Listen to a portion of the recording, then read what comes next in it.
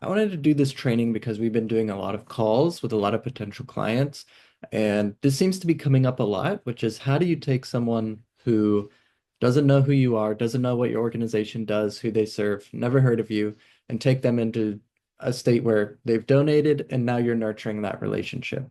So I just want to go over a quick training on how we think about that and some strategies you might be able to implement to take someone from each stage from I don't know you to I've donated to I like these guys. I feel like I'm part of their community.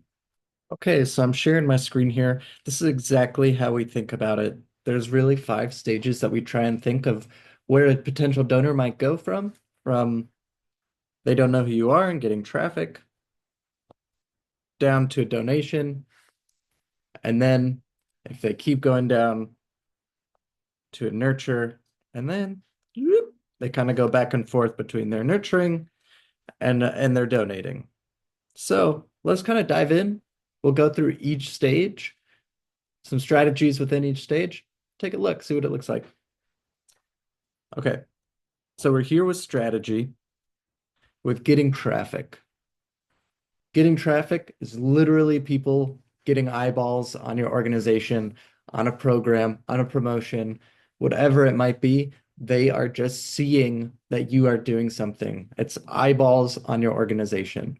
And you can get eyeballs in a whole bunch of different ways, whether that's through organic social, paid social, podcasts. You're sitting down, you're talking to other people on their podcasts, or you have your own podcast.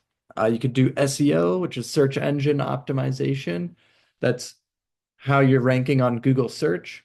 Someone might type in best nonprofit in my area. SEO is trying to get you closer to that number one ranking on Google. You could do blogs or feature posts. That's getting your story, things you've written onto maybe your own website, maybe onto someone else's website. You could also do an email newsletter or a newsletter that you find on your website. It's kind of like a blog. You can do direct mail. Direct mail still does surprisingly well with a lot of our clients. It's literally sending a physical piece of mail through the United States Postal Service to someone's house, and it does pretty freaking well. There are also in-person events. If you're doing a gala, a luncheon, a fundraising event, those are huge. And there are webinars as well. So those are just some. This is not an extensive list, but these are some of the big ones that we see have a big impact on our nonprofit clients. From there, what do you do with that traffic? Is you have to capture that lead. It's how do you take someone who has eyeballs on your organization and they've now given you their contact information, whether it's an email address, a phone number, a social media handle, and hopefully and ethically permission for you to contact them. And the way that you can contact some of these leads is through donation forms. You could do a newsletter sign up, an event sign up, an online quiz, online surveys, in-person surveys, giveaways.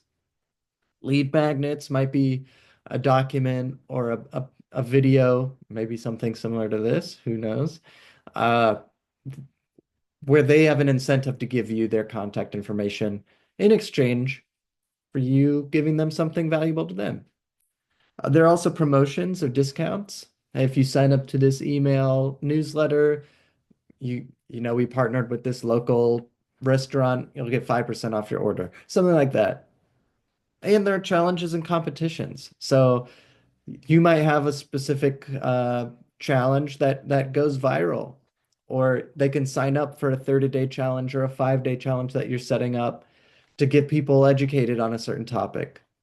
So that's capturing leads. It's really getting people's contact information and permission for you to contact them later.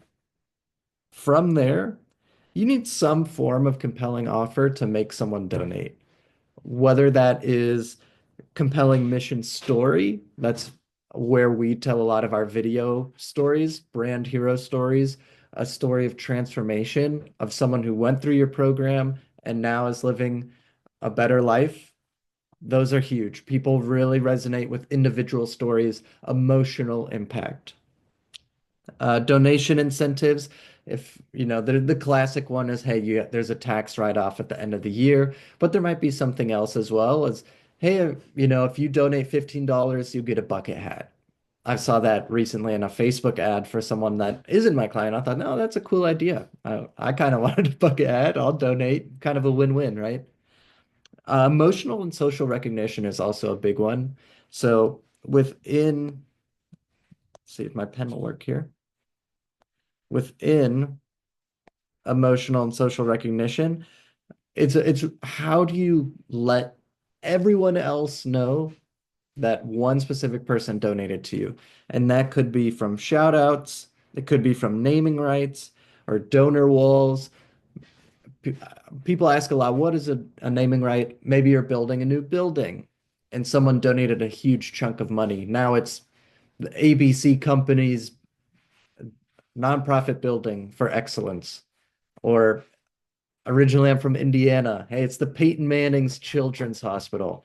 That's naming rights. Okay. There are also VIP experiences. That's something along the lines of giving people who have donated maybe to a certain tier an exclusive event. This exclusivity does drive a little extra bit of donation because some people just want that VIP experience. There are also volunteer opportunities.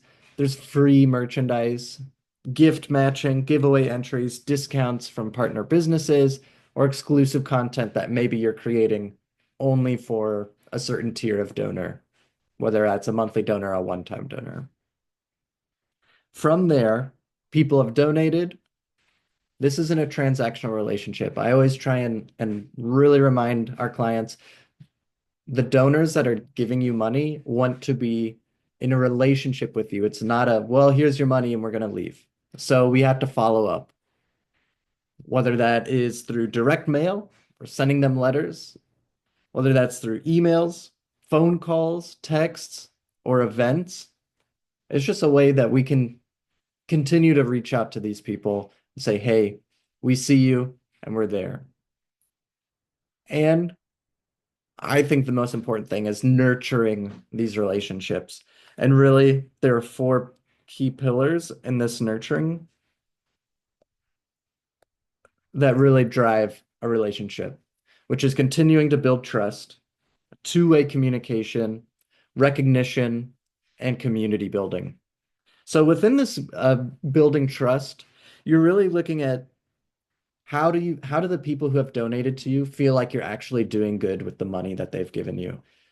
Part of that is understanding why they're donating, so you can tailor some of your messaging towards the money that they gave you is going towards programs that they are more interested in. This could be done through impact reports, monthly email updates, weekly email updates, a good system of transparency and proof that what you're doing is working and that it's not a mess. Systems surprisingly go a long way. Donors love to see that you have a system to get your clients from point A to point Z consistently. So get some systems in place, y'all. We're also looking for two-way communication. This is something that's not you're blasting something out into the ether. You want to be able to talk to your donors and potential donors. But here we're in the nurture, we're talking to our donors. So it is, maybe you pick up the phone and you just call them. We're looking at major milestones, updates, announcements, stuff that is big news that they can hear, a month, 2 months, 3 months early, well before the general public does. And that feels like a close friend. It's like, hey, come here, I have a secret to tell you. This is really amazing. This is what's happening at our organization. Don't tell anybody, but this is going to be huge. That feels like a relationship. We also have recognition. Make sure you're saying your thank yous, your personalized messages. Phone calls go a long way. Just getting them on the phone and saying thank you. People like that socialization. We're getting away from it. And I'll die on that hill. People like to be called if they know who's calling them. And then it's community. It's how do you make people feel like they're part of a community? They're not just throwing money and saying, ah, okay, good luck. They want to feel like they're part of something. So maybe you give them the opportunity to volunteer or invite them to events. Maybe they want to speak at an event of why they donated so much money. Give them the opportunity to interact with some of your clients if that's possible. One of our clients is a veteran service organization. Some of the veterans come to the events and talk with the donors, and now the donors have a one-on-one opportunity to see where their money is directly going. They can see the impact and hear the impact firsthand from the people they've helped. And it really is. It's a feeling of being a part of something bigger. So this, in a nutshell, is how we think about getting people from they don't know who you are to I'm going to donate to I feel like I'm a part of community and I want to keep donating and I like you guys a lot. So if you have any questions, let me know. Leave a comment of what you thought of this. I'm trying to keep putting more of these trainings out. I think it's helpful, but I'm curious to see if this makes sense, if there are parts that aren't clicking, or if there are parts you wish I could have gone into more detail.